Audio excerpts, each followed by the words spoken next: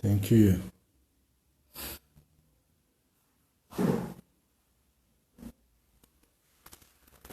Sabe, a gente tem falado muito de hebraico, tanto o hebraico quanto o grego antigo, o qual foi escrito o Novo Testamento, e o hebraico, o que foi escrito o Novo Testamento.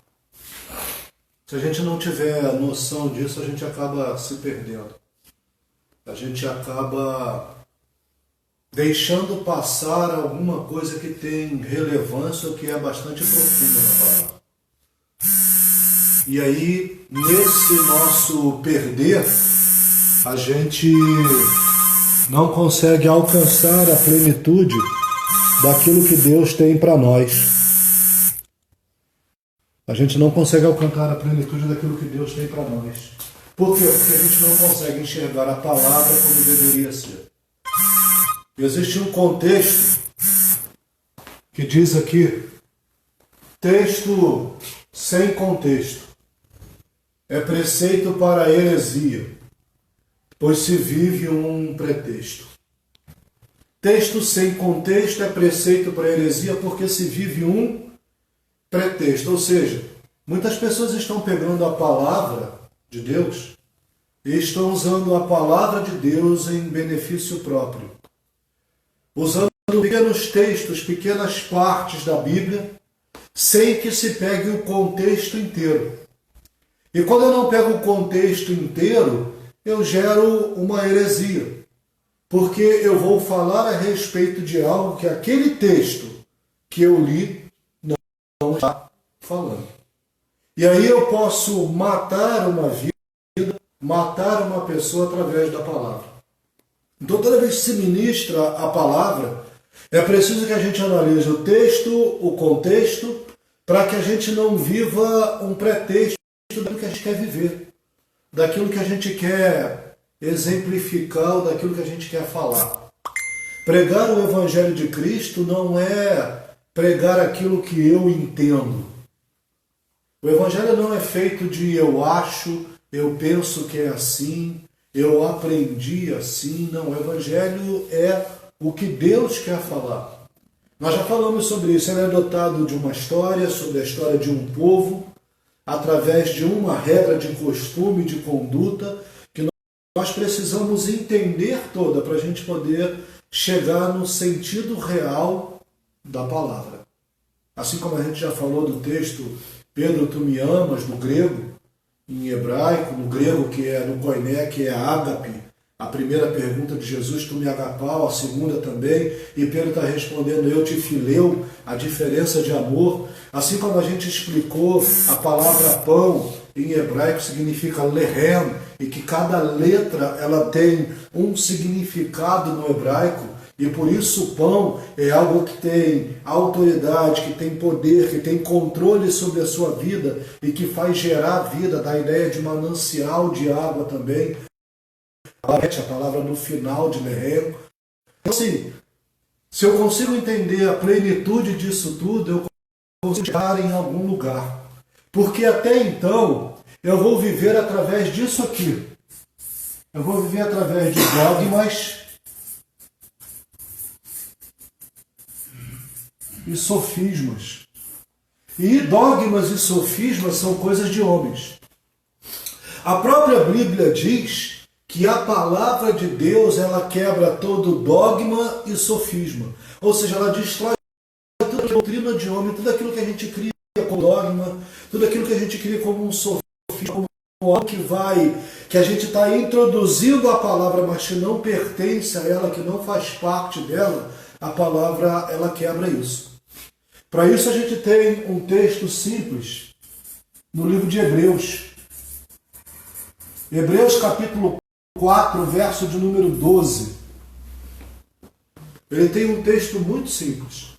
Ele vai dizer, a palavra de Deus é viva e eficaz, mais penetrante do que espada alguma de dois gumes, penetra até a divisão da alma e do espírito, das juntas e da medula, e é apta para discernir pensamentos e intenção do coração. Eu quero que a gente guarde isso aqui. a palavra juntas e medulas. Porque hoje a gente vai fazer uma pausa no livro de 1 Reis e 2 Reis, para a gente justamente falar sobre isso aqui, medulas e juntas. Para a gente poder falar de um modelo de multiplicação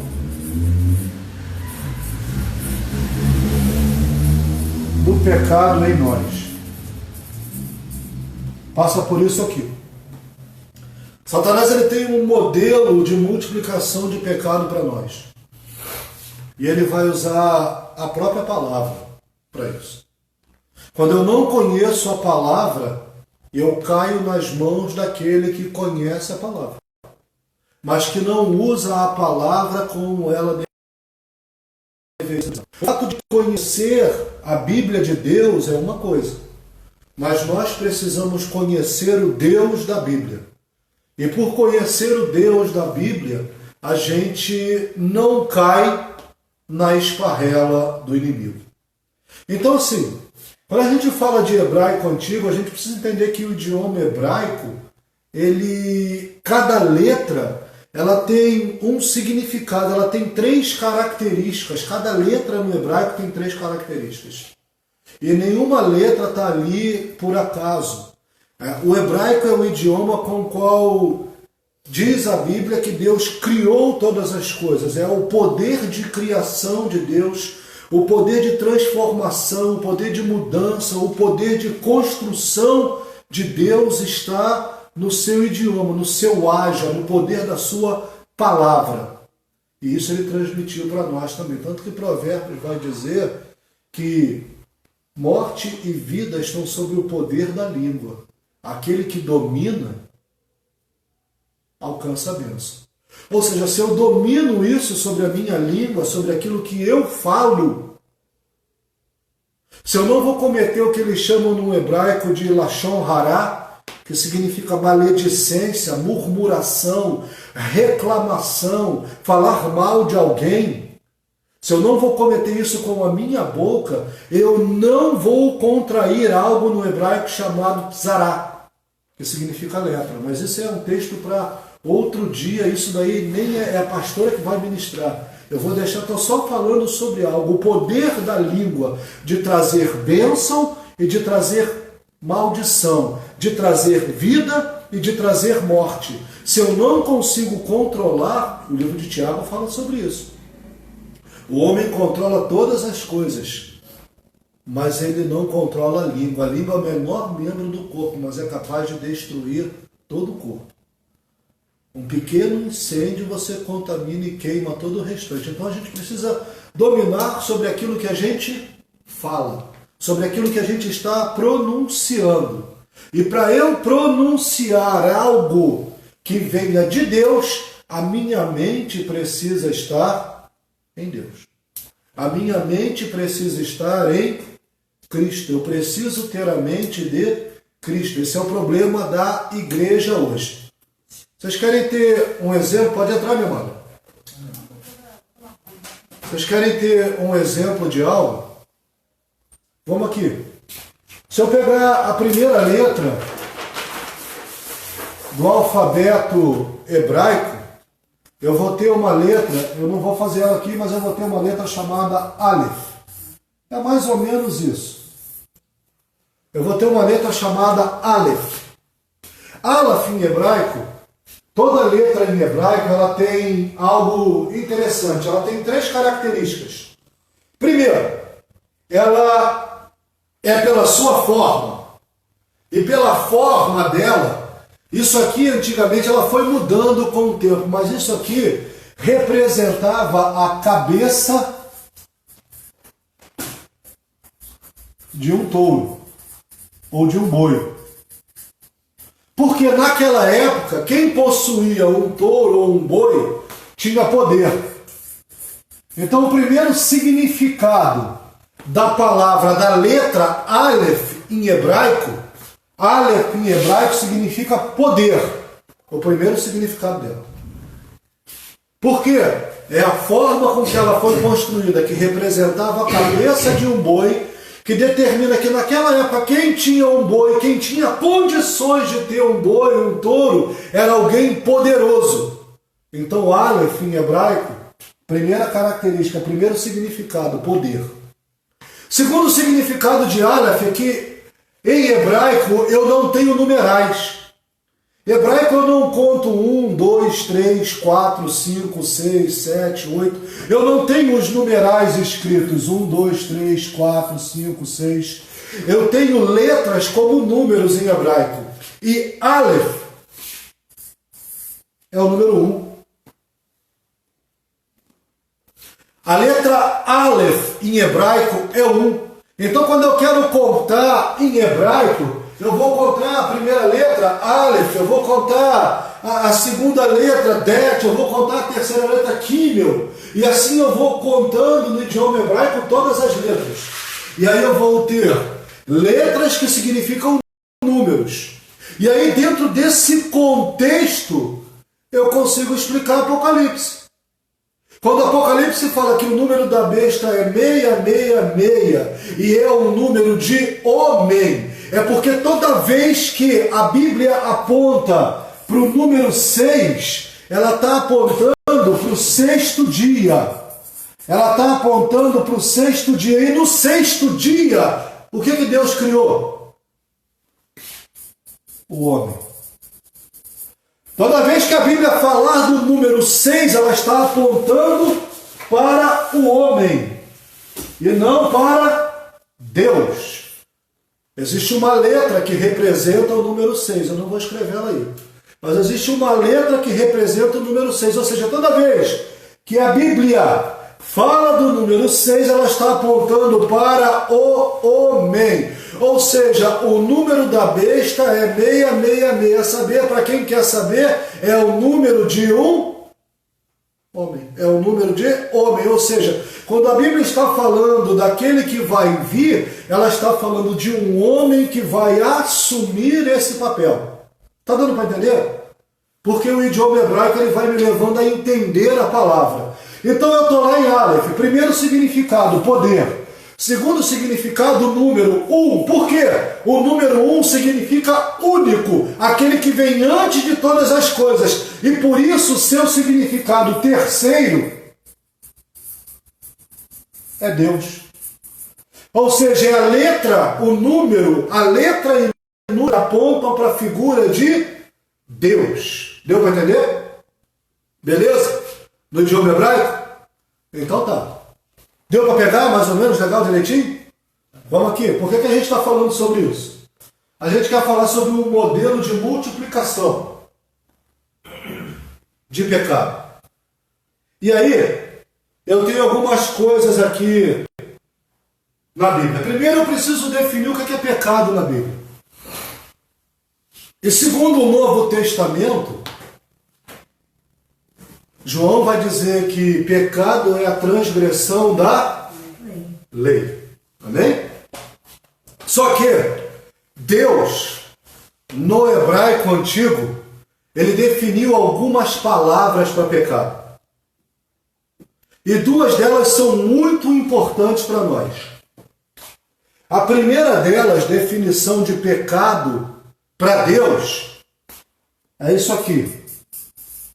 Avon. É definição de pecado para Deus, a palavra avon em hebraico.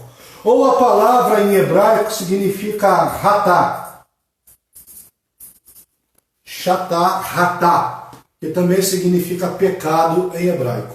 Ou seja, Deus ele tem vários significados para a palavra pecado. Mas dois deles estão aqui. Por que esses dois deles estão aqui?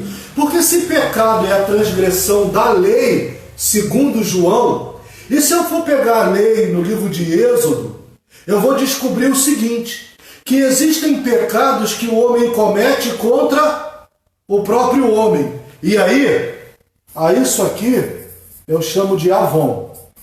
É o pecado do homem para com o homem. Quando eu peco contra uma outra pessoa, a Bíblia vai chamar isso de avon. E ratá. Ratá é o pecado do homem contra Deus.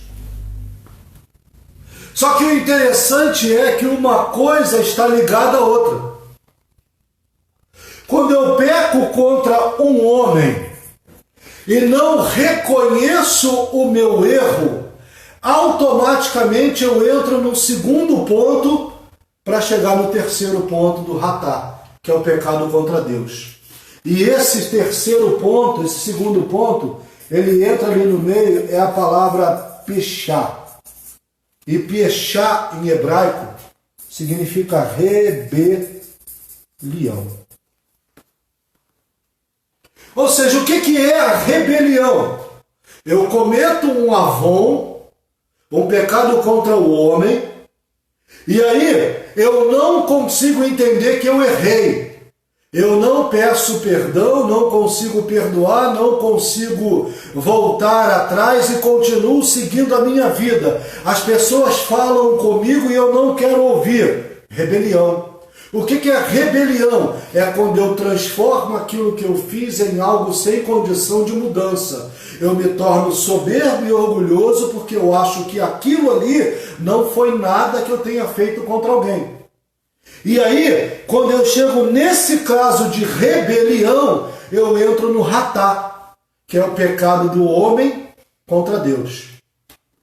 E quando eu entro no pecado do homem contra Deus, eu entro no último estágio de tzará.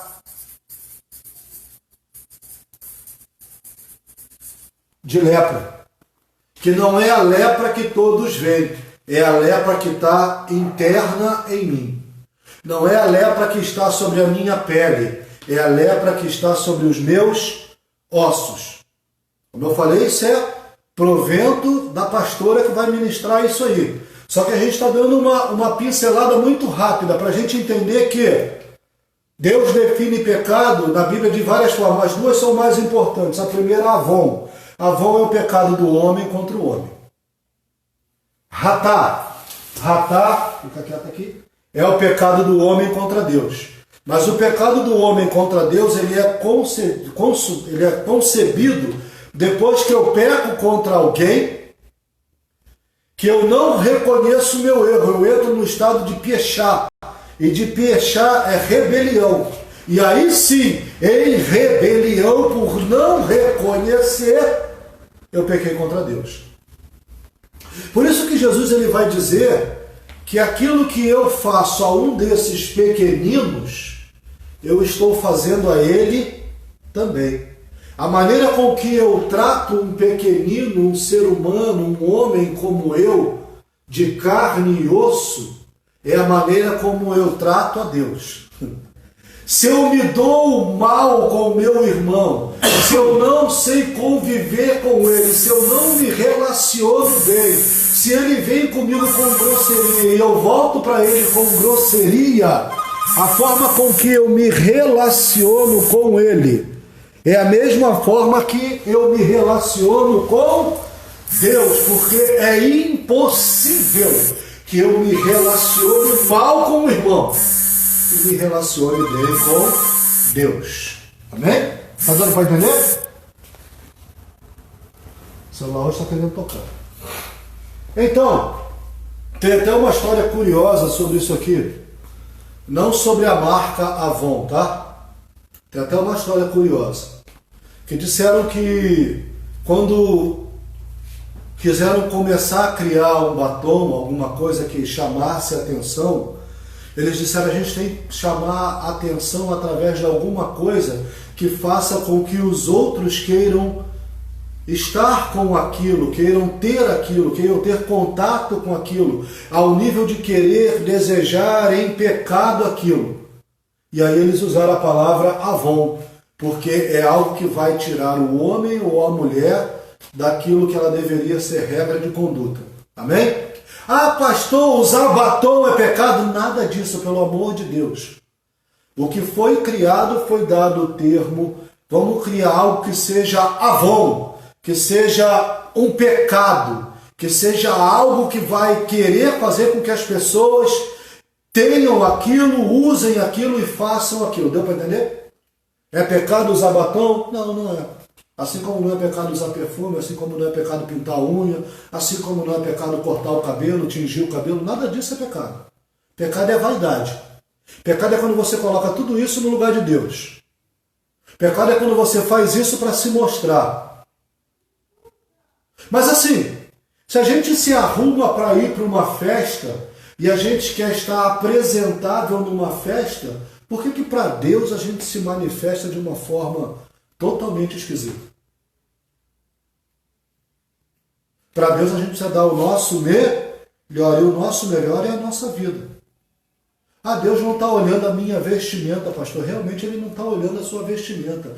Mas Ele sabe que você tem roupas muito melhores, mas você só se apresenta diante dEle com uma roupa rasgada e toda imunda para demonstrar humildade. Humildade não está na roupa que eu visto. Humildade está no caráter que eu exalo. Deu para entender isso? Muito bom, vamos lá. Então deu para entender isso aqui que a gente colocou aqui, Avon, pecado do homem contra homem, Pechá, rebelião, e Ratá, pecado do homem contra Deus, formam uma trindade. A trindade do pecado para Satanás. Porque nesse ponto aqui, eu estou consumido internamente pelo pecado. Aqui, no grego, oikos, casa. Satanás, ele criou uma casa dentro do meu interior. Dentro da minha, lembra que eu falei de medula? De juntas e medula? Ele criou uma casa dentro das minhas juntas e medulas. E uma hora ela vai eclodir. Ela vai explodir, ela vai sair de dentro para mim. Ela vai contaminar agora o meu exterior. E vai manifestar isso através da minha vida, da minha geração ou das gerações que virão após mim. E aí a gente entra aqui no que a ciência vai chamar de doença hereditária. Mas a Bíblia trata isso como maldição hereditária. O que é isso? Ah, pastor, não pode. Deus, ele diz o seguinte: eu sou o Deus que visita os pais no filho para fazer bem a eles até a sua quarta geração. Se Deus é um Deus que visita os pais em mim, e quando Deus está falando pais em hebraico, Deus está falando de pai, de avô, de bisavô, de tataravô, ele está falando de 4 gerações para trás. Ou seja, algo que está acontecendo sobre a minha vida pode não ter sido responsabilidade minha direta, mas é responsabilidade minha indireta de não ter quebrado essa maldição sobre a minha vida. Vou dar um exemplo claro. Eu e a pastora, a gente foi... Pastora estava? Não sei, não lembro agora. Pediram para a gente orar uma menina que ela engravidou 3 vezes. E as 3 vezes ela perdeu a criança. E aí, toda a gravidez ela perdia o bebê. Era um aborto espontâneo. Nós fomos conversar com essa menina. Nós conversamos com a mãe, com a menina, e nós descobrimos que na família haviam casos de abortos espontâneos. Haviam casos de abortos na família, não só espontâneos, mas também de abortos concebidos de forma natural, de gerações passadas. Nós então fizemos uma oração específica para a quebra dessa maldição hereditária. Quando o oikos eclodiu sobre a vida dela, quando a lepra que estava interna na família eclodiu sobre a vida dessa menina, ela não conseguia engravidar. Ela engravidava e perdia a criança. Nós fizemos uma oração. Nós quebramos essa maldição através de Cristo Jesus. Cristo quebrou essa maldição através daquilo que estava oculto e ele trouxe à luz. Resumindo a história, essa menina engravidou novamente. Ela engravidou e pelo histórico dela o médico disse que a gravidez era de risco, que ela não podia fazer absolutamente nada. Gente, a menina morava numa comunidade alta, no morro. A menina subia o morro, descia o morro, limpava a casa, fazia tudo. E ela segurou a criança durante os 9 meses. A criança nasceu. Hoje essa criança deve ter uns 7 ou 8 anos, por aí. Por quê? Porque Deus quebrou uma maldição hereditária. Porque era fato que ela ia engravidar, que ela ia gerar a criança, mas a criança não ia nascer. Ia acontecer um aborto espontâneo, porque havia uma maldição hereditária sobre a vida dela, que estava sobre a família. Está dando para você entender isso? Satanás, ele é inteligente. Ele conhece melhor a palavra do que eu e você. E ele vai usar a palavra para nos destruir. Se eu não conheço a palavra, eu vou ser destruído. Quer ver outra coisa? Casamentos que são desfeitos. Você pode verificar o histórico de família. Existe um oikos, uma casa implantada por Satanás, que foi gerada através de um avon, de um pecado homem contra homem, que gerou uma piechá, que foi uma rebelião de não reconhecer o erro, que gerou um ratá, um pecado contra Deus. Isso gerou uma tsará, uma lepra interna. Esse oikos interno, essa casa interna de maldição, ela eclodiu em algum momento. Então, no meu casamento, houve uma separação. Mas por que houve? Verifica o histórico da família. Verifica se na família alguém se separou. Se você vai verificar que lá no passado, lá atrás, em outras gerações, aconteceram outras separações. Assim como pessoas que sofrem de... Já viu isso? Ah não, você tem que ter cuidado porque o seu pai tem problema cardíaco. E essa enfermidade, essa doença, ela pode ser uma doença hereditária. É uma maldição hereditária. Toda doença, ela tem um fundo psicossomático. Toda doença ela é gerada primeiro na alma. E essa doença na alma nada mais é do que uma tsará, uma lepra. Algo que foi cometido por gerações passadas, que não foi na minha, mas que estão sobre a minha geração e podem eclodir na minha vida. E se não eclodirem na minha vida, vão eclodir na vida do meu filho, na vida do meu neto, na vida do meu bisneto, na vida do meu tataraneto, porque ela vai girar 4 gerações até que ela seja quebrada. Então ela pode se manifestar na minha ou não. Mas se eu não quebrar, ela se manifesta na vida do meu filho. Amém? Vou dar um exemplo muito claro sobre a minha vida. Eu gostava de beber. E bebia bastante. Às vezes de ficar muito bêbado. E gostava de usar algumas substâncias que não são legais. Quando eu conheci Jesus, que eu me tornei íntimo de Jesus, eu fiz um processo de quebra de maldição. Meu filho na época tinha 4, 5 ou 6 anos.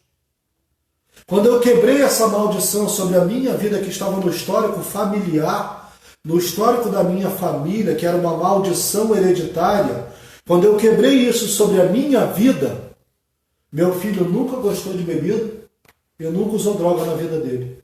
E ele me perguntou, mas pai, por que eu nunca gostei? Meus amigos bebiam, eu tinha nojo. Eles usavam droga e eu saía, eu vim embora para casa. Porque eu quebrei uma maldição que estava sobre a vida, ou seja, sobre a vida dele não vai acontecer, a não ser que ele dê legalidade, que ele passe pelo processo do avon, pelo processo do pechá, até chegar no ratá. Deu para você entender isso? Caso contrário, isso sobre a vida da minha descendência, da descendência do meu filho, está quebrada, até a 4ª geração. Vocês conseguiram pegar? Entender? Por que nós estamos falando isso? Porque é muito interessante que a ciência, ela trata muito bem de ossos, ela fala de ossos, mas há pouco tempo a ciência descobriu algo sobre medula. A ciência descobriu que na medula existe um líquido que ele pode retirar dali e gerar a construção, a reconstrução daquilo que estava defeituoso. Já ouviu falar sobre isso? Sobre esse transplante de medula, sobre esse líquido da medula, que ele tem o poder de regenerar células do corpo? Porque ali se transporta a vida. A ciência descobriu isso em três partes do corpo. Primeira parte do corpo, na cabeça ou ossos do crânio. Segunda parte do corpo, nos ossos da costela. Terceira parte do corpo, nos ossos longos. Aqui costela a gente está falando de coluna. Nos ossos longos. Aqui a gente está falando dos dois ossos, dos ossos longos da perna. Tá? Pastor, eu não entendi. Satanás sabe disso. Você quer ver uma coisa? Abra sua Bíblia, por favor.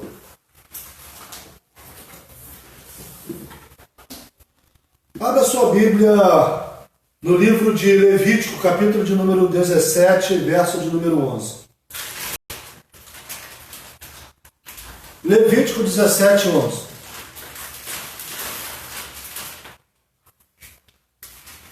Eu vou abrir aqui também. Levítico 17, 11. Diz assim: pois a vida da carne está no sangue, pelo que vos tenho dado para fazer expiação pelas vossas vidas sobre o altar. E é o sangue que faz expiação sobre a vida ou sobre a alma. Amém? Quando a Bíblia está falando de sangue, ela está falando de algo que gera vida. Dentro da medula, eu encontro isso. Eu encontro um líquido que ele regenera as células do sangue. Imagine se Satanás conseguir colocar um oikos ali dentro, uma casa, um implante de maldição. Isso vai se transformar em algo que fica hereditário para as próximas gerações. Aí aqui, quando eu tenho pessoas com problema de cabeça, e qualquer distúrbio de cabeça e qualquer distúrbio mental, amém? É Satanás querendo fazer com que eu e você não consigamos ligar o nosso pensamento direto com Deus. Porque quando eu não consigo ligar a minha mente, alinhar a minha mente com a mente de Deus, significa que a minha mente está dominada por aquilo que está na terra e não em Cristo. Por isso o Evangelho ele parte de uma metanoia. Vocês estão conseguindo entender? Está indo? Está dando para ir? Ou seja, Satanás ele quer dominar a minha mente, porque se eu não tiver a mente de Cristo, a minha mente é de quem? A dele. Segundo ponto. Nos ossos da coluna, nessa parte de costela aqui, aonde também se encontra a medula, onde é mais utilizado para fazer essas tais cirurgias. Da leucemia, por exemplo, é uma. Às vezes você tira um líquido da medula e você consegue regenerar as células do sangue. Amém? Por que aqui? Porque aqui ele vai trazer tudo que está dentro do coração, tudo que é sentimento, tudo que é forma de relação, tudo que é forma de relacionamento. Ou seja, ele vai fazer com que eu não consiga me relacionar. E evangelho nada mais é do que relacionamento. Lembra lá do início que a gente falou? É impossível dizer que me relaciono bem com Deus se eu não me relaciono bem com meu irmão. E o modelo tríplice do pecado é Avon, pecado do homem contra o homem. Aí entra o pecado, vou repetir isso várias vezes. A rebelião de não reconhecer o pecado para entrar o ratá, que é o pecado contra Deus. E aí Satanás implantou um oikos aonde? E essa pessoa aqui certamente ela vai ter problema de coração, de fígado, de rim, de pulmão, problemas da região do seu estômago, do endócrino, problema de região, de respiração, porque está por aqui. Vocês estão dando para entender? Que é muito mais sério. Por isso que a Bíblia diz que Jesus, por onde ele passava, ele curava todo tipo de doença ou enfermidade. Ele não diz doença e, ele diz ou. Por quê? Doença é uma coisa, enfermidade é outra. Aqui a gente está falando de enfermidade. Doença é algo físico. Eu não posso confundir uma gripe com algo crônico que eu tenha. Deu para entender? Eu não posso confundir uma dor no peito com algo crônico que eu tenho. Esse algo crônico é uma enfermidade, uma dor no peito. Uma vez ou outra, de vez em quando, dependendo da atividade física, ela pode ser normal. Pode ser uma doença, não uma enfermidade. Mas quando se torna algo crônico, é uma enfermidade. E aí é porque nós temos um óikos lá dentro. Alguma coisa aconteceu para que isso fosse implantado. Porque Jesus veio para que a gente tivesse vida e vida em abundância. Ele levou sobre si as nossas dores e as nossas enfermidades. Está em Isaías isso. Então por que eu fico doente? O que Neemias fez quando ele foi reconstruir os muros? Depois que ele reconstrói tudo, o que ele vai fazer?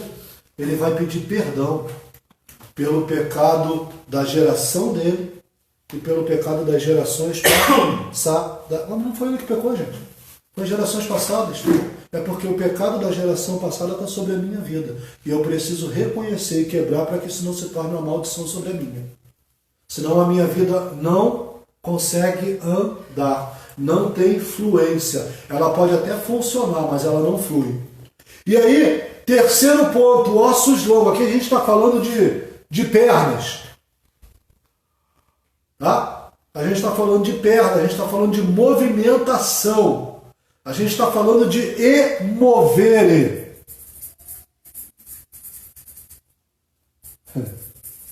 Isso aqui no latim é emoção.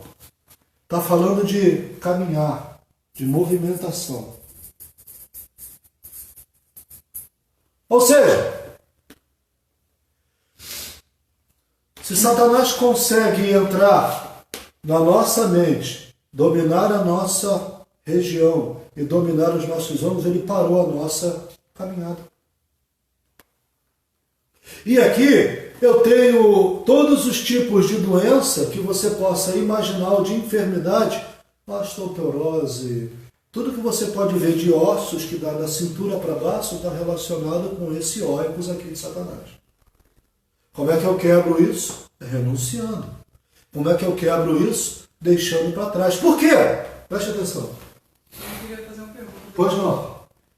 Quando você faz essa quebra de maldição, que é hereditária, mas para saber que realmente foi quebrada, para não ir para os seus filhos e netos, como é que você tem essa certeza? Você quebrou. A certeza está a partir do momento que eu quebro.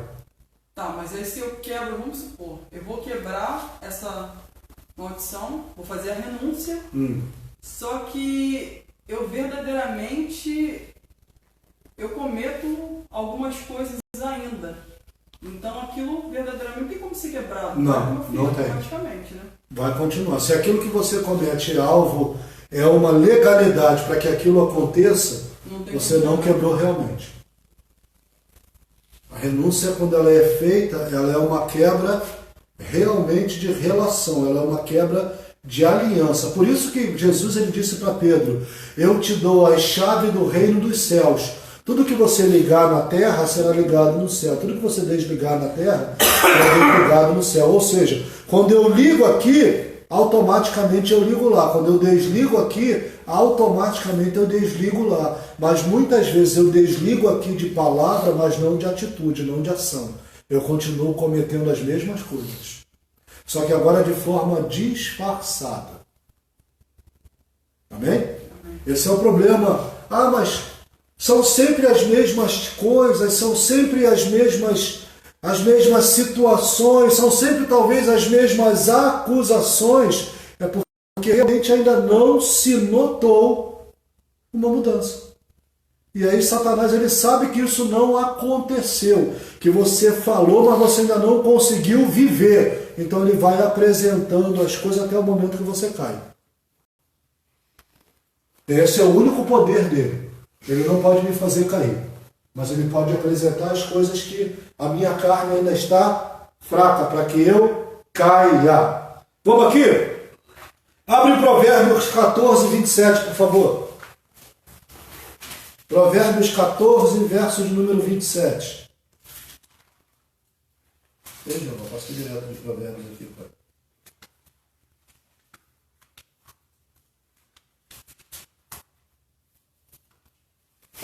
Provérbios 14, 27. Diz assim: o temor do Senhor é uma fonte de vida para desviar o homem dos laços da morte. Amém? Lá em Gênesis capítulo 2, verso de número 22 e 23. Abre aí, por favor. Gênesis 2. Gênesis 2, 22 e 2, 23. Vamos ver o que está escrito aí.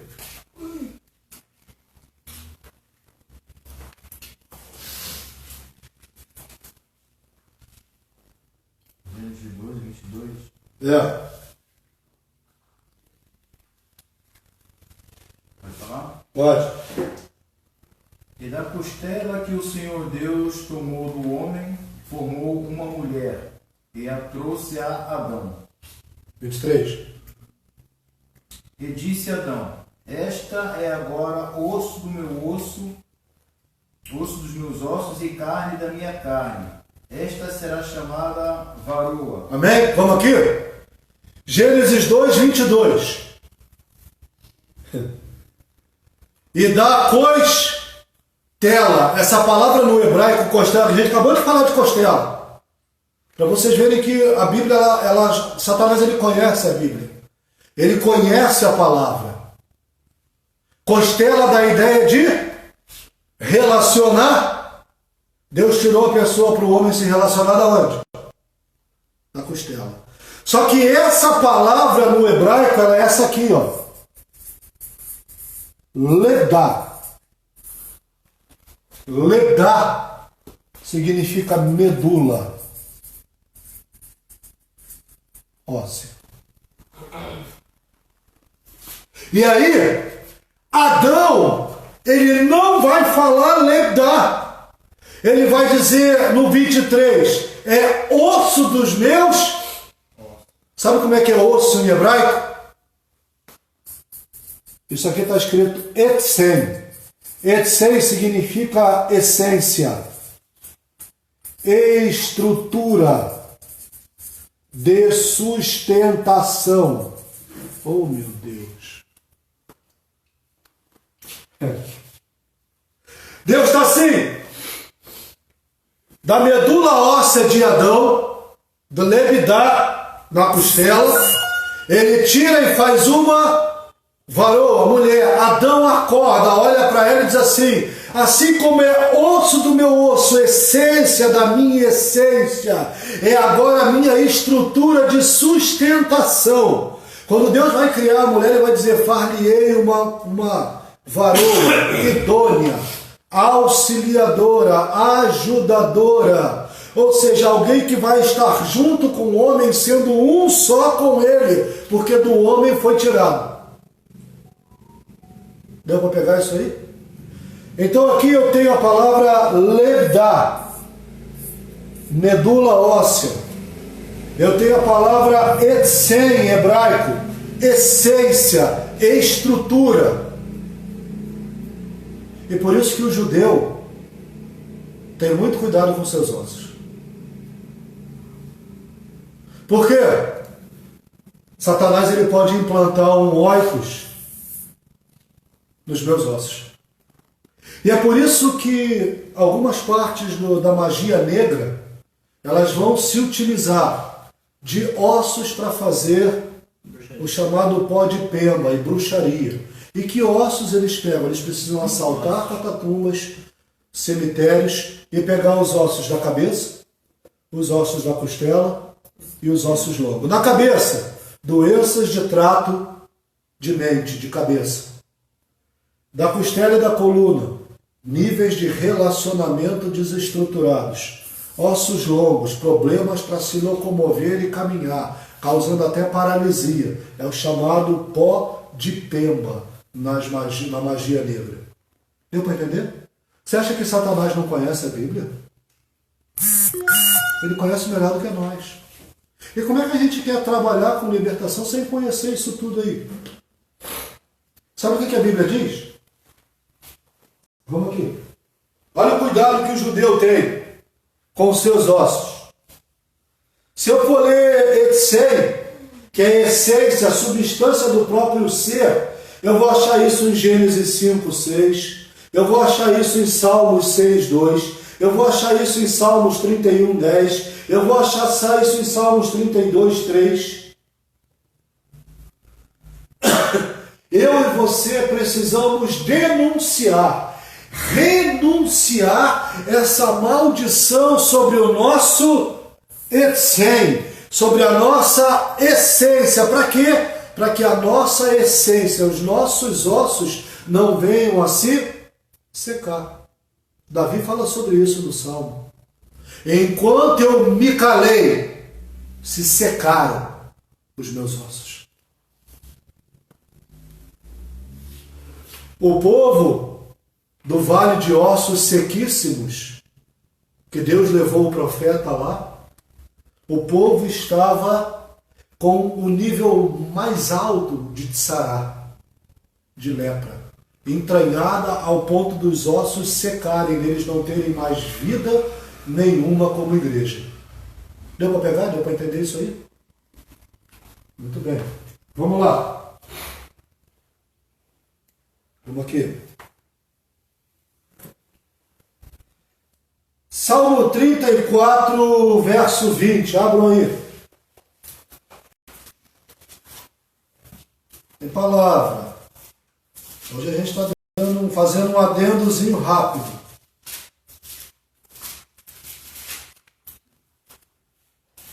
Alguém me diga quando der 1 hora, porque o Instagram só pode ser 1 hora ali. Salmo 34, verso 20. Uma hora que é 9 horas? Não, a hora que a gente começou foi o quê? 8h20? Não, foi 8 e coisa. 8 e pouco, né? É, por aí. Salmos 34, 20. Mas não era agora.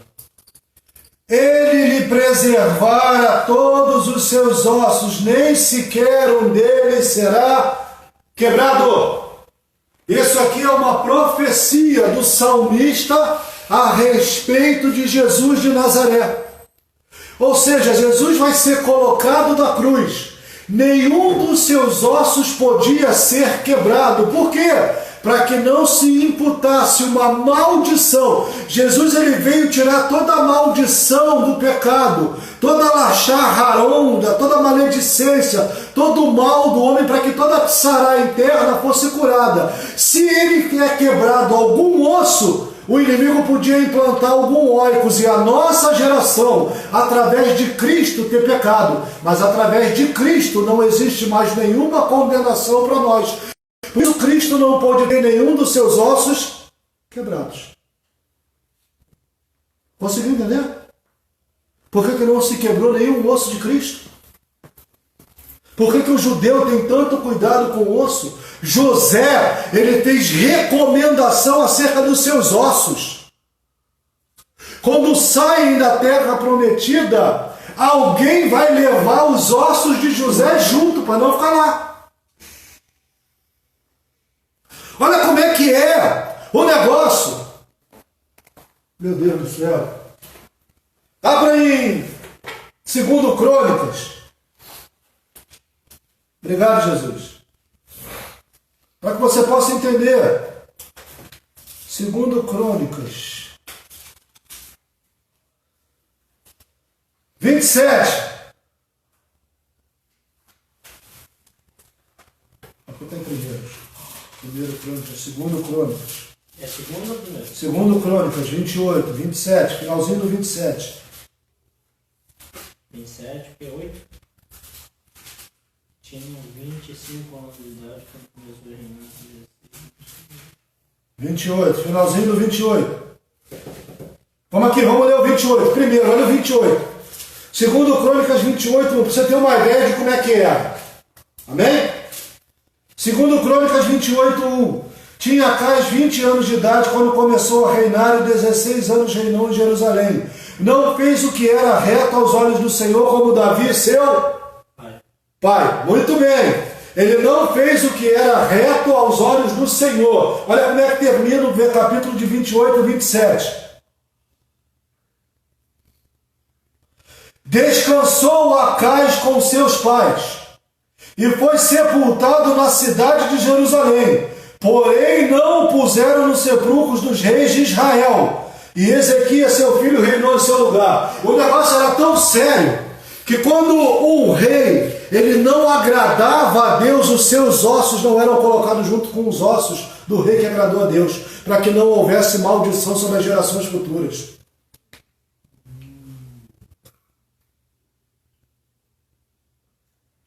Se você for ler, vamos ler o 27. Tinha Jotão 25 anos de idade quando reinou, começou a reinar. E 17 anos reinou em Jerusalém. Era o nome de sua mãe, bababá. Pois que fez o que era reto aos olhos do Senhor. Como é que termina o 27? 27, 9. Descansou Jotão com seus pais e foi sepultado na cidade de Davi. Ou seja, todo rei que fazia reto, que era aos olhos do Senhor, descansava na cidade de Davi. Os ossos eram enterrados ali. Não fez o que era reto, sepulta em qualquer lugar esse trem aí. Pastor, licença. Então, agora sepultamento também, agora existe sepultamento de, como diz, creme. O judeu não faz. Eu sei quem não faz, porque eu não é judeu, então eu sei quem não faz. Mas falando, hoje, se a gente fizer, o que pode acontecer no mundo espiritual?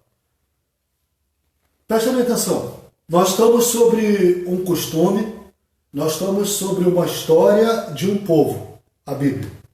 Amém? Nós não somos de descendência judia. Nós somos gentios que adentramos a isso. Amém? A Bíblia diz que naquele grande dia, o céu, a terra e o mar devolverá os seus corpos. Mas se tiver só cinza, é isso que eu quero saber. Mas aí é que está, esse corpo aqui, ele não serve para nada. Ele vai ser transformado num corpo de glória. Você entendeu? Cristo, ele veio e ele exterminou toda a maldição que podia acontecer. Por isso que nenhuma condenação há em Cristo Jesus. Quando eu estou em Cristo, tudo aquilo que podia me trazer maldição, quando eu renunciei, quando eu decidi deixar Cristo viver em mim, ficou para trás. Não existe mais maldição sobre os meus ossos. E se não existe mais maldição sobre os meus ossos, eu não preciso preservá-los. Mas vocês sabiam que para enterrar... Mas continua ali naquela cinza, né? Eu preciso saber que para enterrar é um negócio complicado. Sabia que a pessoa que amputa a perna, ela tem que fazer o sepultamento da perna? Meu Deus! O dedo, tem que fazer sepultamento do dedo. Tem que ficar guardado lá até o dia que ele morrer para ser juntado com os ossos dele. Meu Deus! Aquele grande... Isso no sistema ocidental, hein? Imagina no Oriente. Meu Deus! Vocês estão entendendo? Então assim, quando eu morrer, enterrado normal. Não me crema, não me enterra normal. Eu prefiro viver segundo a palavra, embora eu saiba que não existe nenhuma maldição sobre mim. Amém? Se for assim, como é que vai ser com um cara que pisou numa mina e explodiu a perna? Não sobrou nada essa parte. Ele vai subir sem uma perna? Pastor, até hoje o pessoal faz assim, né? Eu estou falando isso porque, conforme meu avô, né, ele faleceu, aí juntaram o osso dele com o osso da minha avó, tudo junto no mesmo lugar. No mesmo lugar. Era o que eles faziam lá na nação judia, dos judeus. Rei que era bom aos olhos do Senhor, se internava lá na cidade de Davi. Rei que era mau aos olhos do Senhor, enterrava em Jerusalém, fica por aí. Mas lá não pode ficar junto não, para não trazer maldição sobre as gerações futuras. Era o cuidado que os judeus têm com outra geração, justamente por saber disso.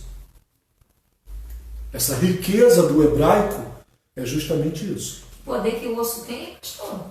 É justamente isso. Caramba! Porque o meu osso, ele carrega essência, ele carrega unção, ele carrega poder. Lembra lá da palavra Aleph, que a gente falou lá no início? Lembra do homem que jogaram na cova do profeta, o morto? O profeta estava enterrado há tanto tempo.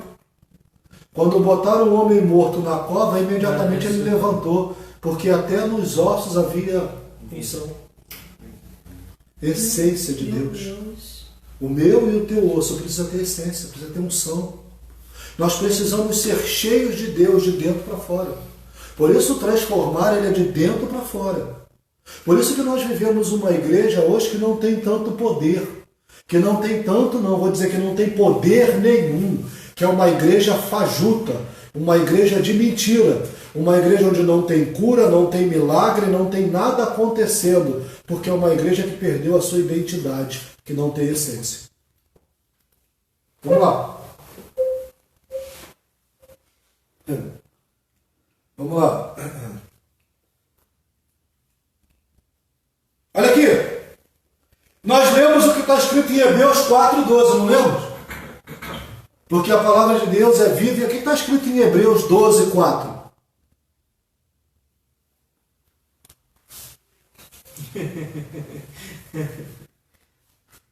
Vê se está escrito aí. Porque na vossa luta contra o pecado. E aí esse pecado está no grego, não está no hebraico, tá? Não é nem avon nem ratá, é uma palavra do grego, do koiné antigo. Na nossa luta, na vossa luta contra o pecado, não resistisse ainda até o sangue. O que é o sangue? Até a tua etc. Até a tua lebdá, até a tua medula. Quando eu não resisto até o sangue, até o meu interior, eu posso ser acometido de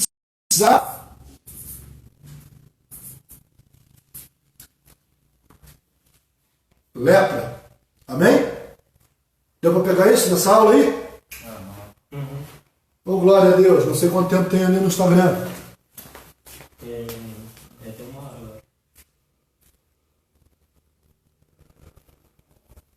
Ou menos já. Legal que o Instagram não mostra quanto tempo tem. Muito bom. Uma boa noite para quem está aí. Amém?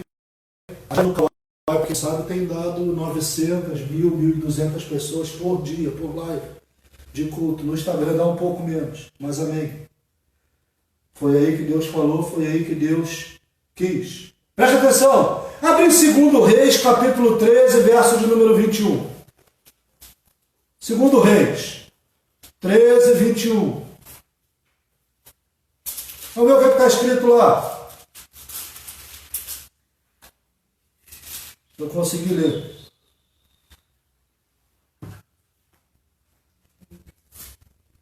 Hebreus?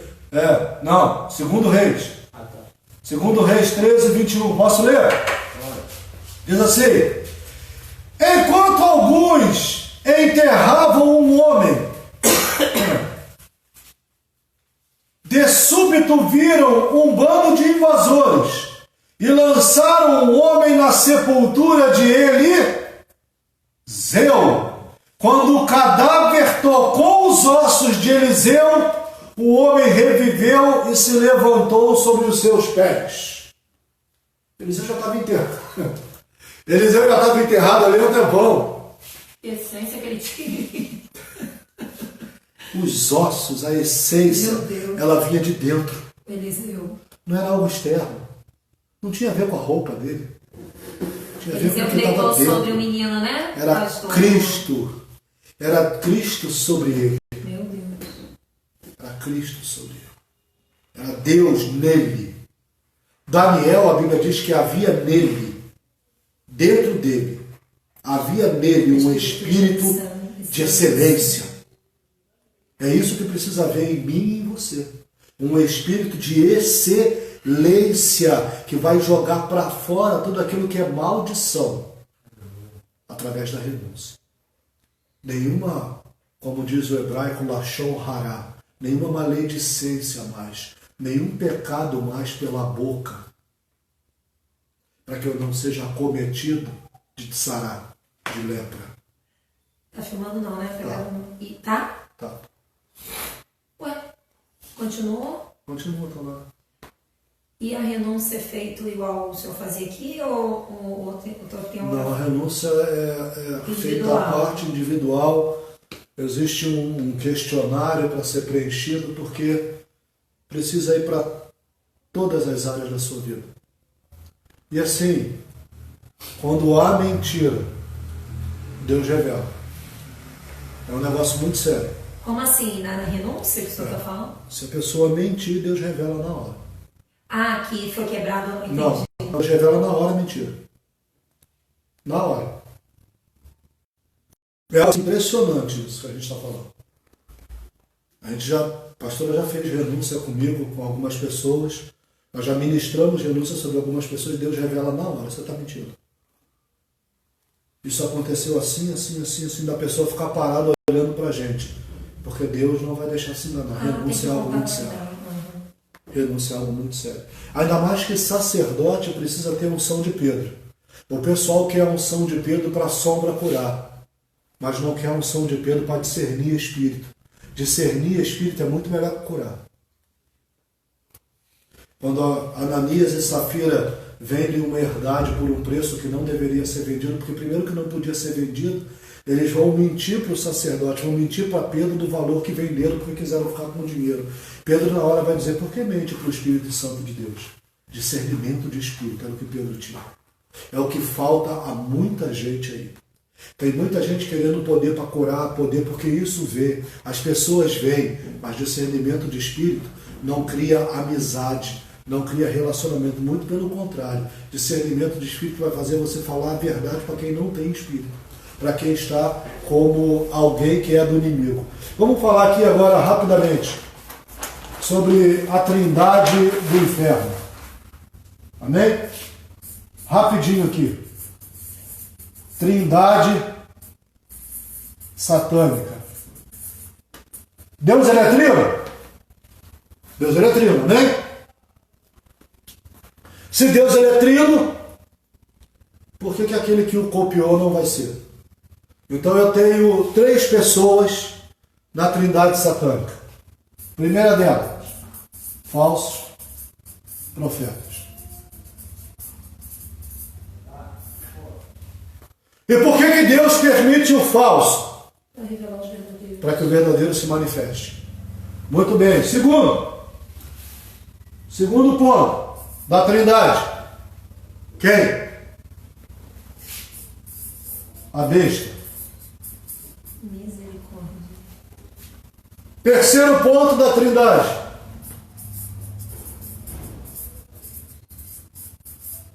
Anticristo. Notaram uma coisa? O número da besta é 666. Por quê? Porque tudo isso aqui revela para o 6º dia. Lembra que todo número hebraico significa uma letra? E o 6º dia significa homem. Anticristo é o homem, a besta é o homem, falso profeta é o homem. Vai ser um homem. Os falsos profetas são homens. Ou alguém já viu um falso profeta que não é um homem?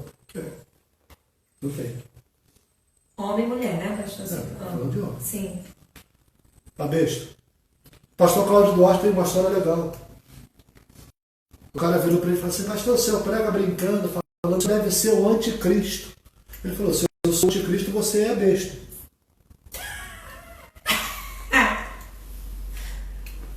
Vocês estão entendendo a trindade satânica? Ele é uma criança. Demanda para o homem. Qual é que vai vir primeiro? Os falsos profetas. O que vai acontecer? O anticristo. Um só! É um anticristo só? Não, o Pedro fala sobre vários. Vários anticristos, vários homens. São vários. Não. E a besta? Eu achei que fosse um só. Tá dando para entender? E esse número aí, pastor? Esse é a minha 666. O que significa? Vai vir como? Vai vir... 666, o número de um homem. É um homem. Vai vir um número nesse homem? Não, ele é o homem. Ele é o homem. Como que vai ser? O homem, 6, 6º dia, indica para o homem, para o dia da criação do homem. Como que A gente vai 6ª saber que é letra o fala sobre o anticristo, homem. que é o- Discernimento de espírito, que a igreja não tem. Entendi. A igreja não sabe discernir falso profeta. profetas são vários, então vai vir vários. Todo mundo já tem vários profetas. Já tem vários falsos profetas. Ela não entendeu não. Já tem vários anticristos por aí. Ela não entendeu não, pastor. Ela não entendeu não ainda. Besta tem um bocado por aí. Mas vai ser uma só, tá? A besta é uma só. Discernimento de espírito com a intimidade, né, pastor? Discernimento O do relacionamento. Espírito. É um dom do né? Espírito. É um dom do Espírito. Precisa ser pedido. E a igreja não quer. A igreja quer o dom de cura.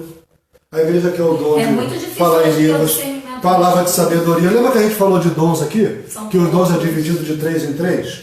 Dons que são dons através da palavra. Dom de palavra de sabedoria, dom de palavra de conhecimento e dom de línguas.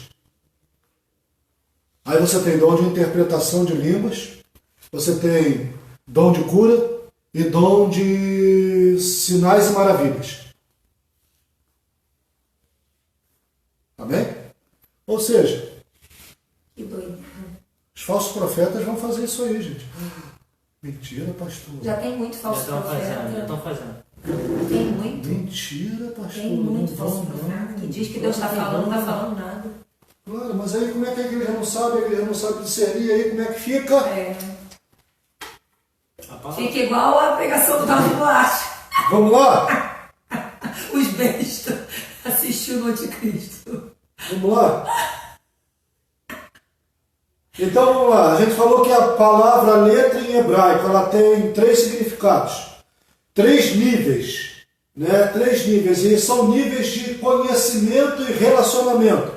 Então o primeiro é a forma com que ela está desenhada, porque é praticamente um desenho. A segunda, da primeira letra, ela significa poder, ela significa força, Aleph. E a cada letra tem um significado. Né? Ela, no seu segundo significado, ela significa um número, aponta para alguma coisa, Aleph, que é a primeira letra, significa o número 1. Ela indica para aquele que é o único, para aquele que criou todas as coisas. E o terceiro significado de Aleph é Deus, ou seja, o hebraico antigo, o hebraico, ele tem poder de palavra para a criação. E isso Deus deu para a gente.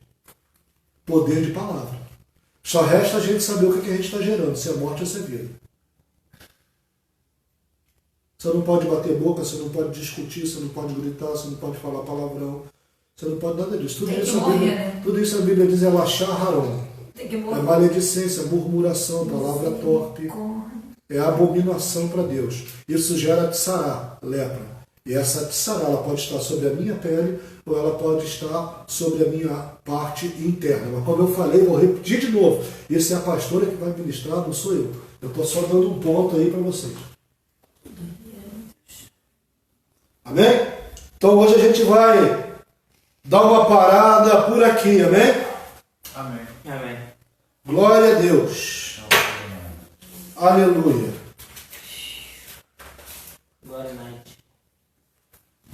Vamos desligar ali. Esse aqui fica aqui. Tem que morrer. Como é que para esse trem aqui agora, Jeová? Ou ele já parou sozinho? Aperta o freio do trem. Ô Jesus, como é que é isso aqui, pai? Dá pausa, não? Não. Eu sei lá. Opa. Meu Deus, tirou.